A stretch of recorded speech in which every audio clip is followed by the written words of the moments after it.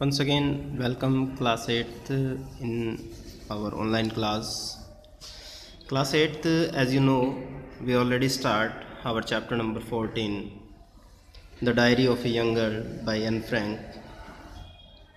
और इस चैप्टर के विषय में हमने आपको पहले थोड़ा बताया भी था कि ये जो जीव गर्ल है एन फ्रैंक, जब सेकेंड वर्ल्ड वॉर हुआ उस दौरान की ये घटना है, किस तरह से इन्होंने अपने आप को छिपाया और कैसे इन्होंने मैनेज किया डायरी को। आगे की स्टोरी को कंटिन्यू करते हैं। Death and deportation came soon to Jews in the Netherlands when the Netherlands officials surrendered in May 1940 to Germany's guerrilla law against the Jewish population। जो जेविश पॉपुलेशन थी उनको लेकर जो जर्मनी में 1940 मई के महीने में जो सरेंडर करने की और उनको पकड़ने की, गिरफ्तार करने की जो प्रक्रिया चल रही थी, तो कभी भी उनका निर्वासन हो सकता था, मृत्यु हो सकती थी, मृत्यु को प्राप्त हो सकते थे। ये भय हर समय उनको बना रहता था। The Franks realized that they needed to find a way to escape. अब ये जो फ्रैंक फैमिली थी, एन फ्रैंक का जो परिवार था, उन्हें महसूस हुआ कि उनको आवश्यकता है किसी एक ऐसे स्थान की जहाँ से वो बचकर निकल सकें। Since the borders were closed, लेकिन जो बॉर्डर थे वो भी बंद हो चुके थे इन लोगों के लिए। The Franks decided the only way to escape the Nazis was to go into hiding. और केवल इनके पास एक ही रास्ता था, वो रास्ता था हाइडिंग, स्वयं को छिपा लेने का कहीं पर, किसी एक विशेष स्थान पर जहाँ से बच सकें इस मूवमेंट से। Nearly an year before Anne received her diary, और लगभग एक वर्ष पहले एनी को ये डायरी मिली थी जो एन फ्रैंक है। The Franks had begun organizing a hiding place, और इसी के साथ साथ उन्होंने क्या स्टार्ट कर दिया था अपने आप को ऑर्गेनाइज करना, संगठित करना एक हाइडिंग प्लेस पर, छिपना यानी कि। Anne Frank received A red and white check read autograph album that she decided to use as a diary। उनको एक रेड एंड वाइट कलर की चेकर्ड ऑटोग्राफ वाली डायरी मिली थी जिसको उन्होंने एज ए डायरी लिखना स्टार्ट किया था। She decided to record all the important things in it, और उस दौरान जो भी घटनाएं घटी उन्होंने उसको रिकॉर्ड करने का, उसमें लिखने का निश्चय किया था। Their hiding place which Anne called the secret annexe, और वो स्थान जिस स्थान पर ये छिपे हुए थे उसको एनी के द्वारा सीक्रेट एनेक्सी का नाम दिया गया। Was shared with the Van Pels family and ऑर्डन seats.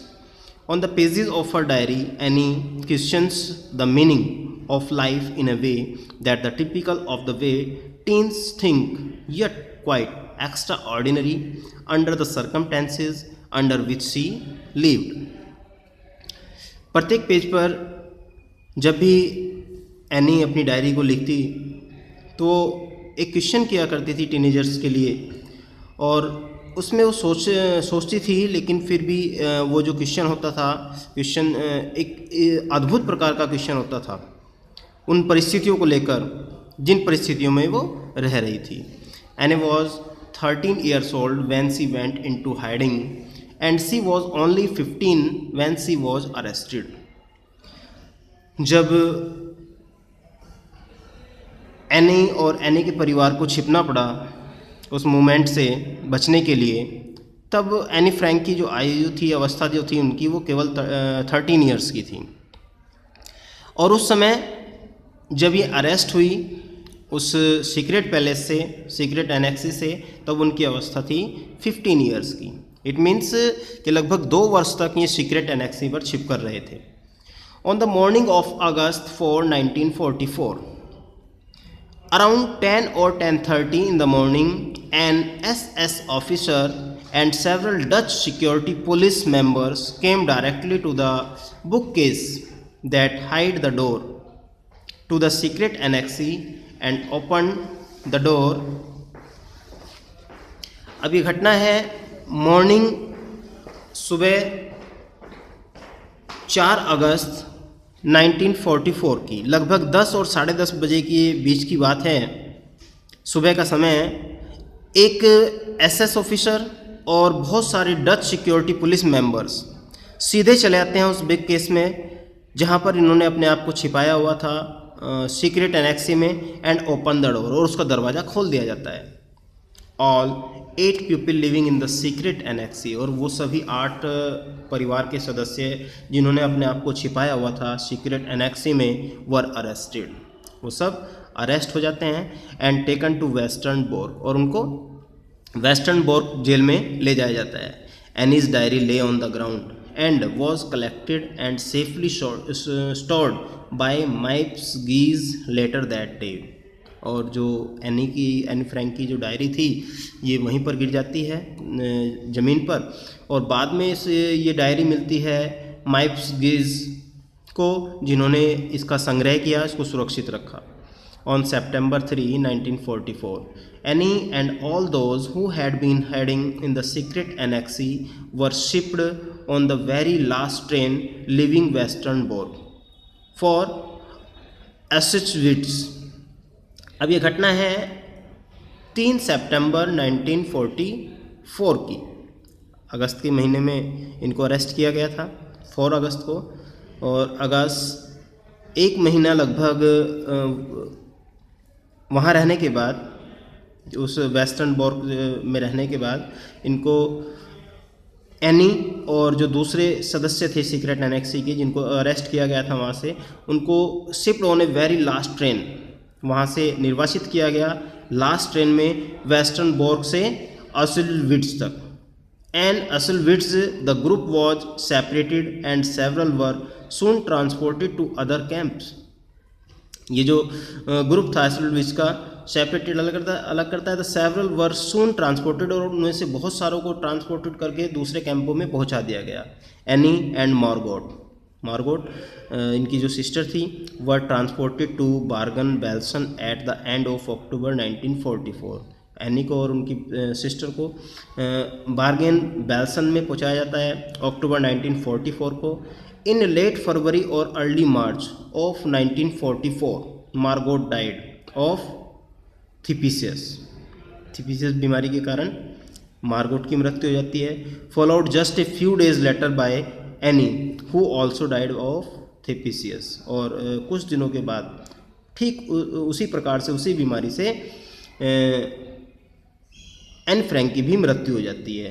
Bargains Belsen was liberated on April 12, 1945, just about a month after their death. और ये जो बार्गन बेल्सन थे वॉज लिबरेटेड यानी कि इनको लिबर्टी मिल जाती है, स्वतंत्रता मिल जाती है, सेट फ्री हो जाते हैं on April 12, 1945, just about a month after their death, ठीक उनकी मृत्यु के 1 महीने के बाद। और इस प्रकार से बेटे आपका जो चैप्टर था, chapter number 14 the diary of a young girl, ये कंप्लीट होता है। और 2 वीडियो में हमारे चैप्टर कंप्लीट हुआ, एक वीडियो आपकी पहले थी और दूसरी वीडियो ये है। तो मैं चाहूँगा कि आज आप वीडियो के माध्यम से इस चैप्टर को कंप्लीट रीडिंग करें, और साथ के साथ आप जो इसके वर्ड मीनिंग्स हैं, वर्ड मीनिंग्स आप अपनी नोटबुक्स में करेंगे। वर्ड मीनिंग के साथ आप मिनिमम 25 वर्ड्स जो के हार्ड वर्ड होंगे वो आप अपनी नोटबुक में लिखेंगे। और इससे के बाद नेक्स्ट वीडियो में हम करेंगे इसके क्वेश्चन आंसर से पहले आपको करने हैं MCQs। ये आपको ट्राई करना है, कोशिश करना है करने की। एक बार मैं क्वेश्चन बता देता हूँ आपको। When Anne Frank started writing her diary she thought, जब उन्होंने अपनी डायरी लिखना स्टार्ट किया तो वो क्या सोचती थी। आंसर हम बाद में डिस्कस करेंगे, तब तक आप प्रयास करेंगे इसका। पहला ऑप्शन है पीस विल रिटर्न, दूसरा ऑप्शन है they will be saved, people will improve, all of the above.